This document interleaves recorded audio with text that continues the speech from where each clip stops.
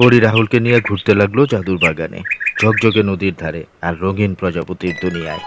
রাহুল মুগ্ধ হয়ে সবকিছু দেখছে, কিন্তু হঠাৎ ঢাকের মতো শব্দ। ঢুম ঢুম ঢুম।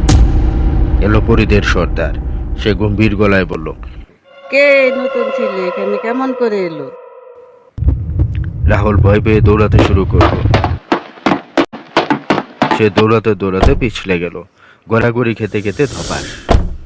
রাহুল চোখ খুলে দেখে সে তার নিজের ঘরে বিছানা থেকে গড়িয়ে মাটিতে পড়েছে।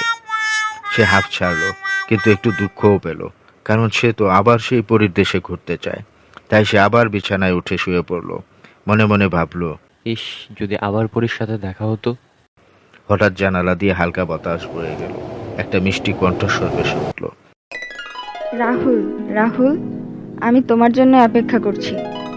রাহুলের চোখ আবার ভারী হয়ে এলো। সে হাসলো আর ধীরে ধীরে ঘুমিয়ে পড়ল। আর কে জানে, সে আবার হয়তো ফিরে গেল সেই জাদুর পরীর দেশে।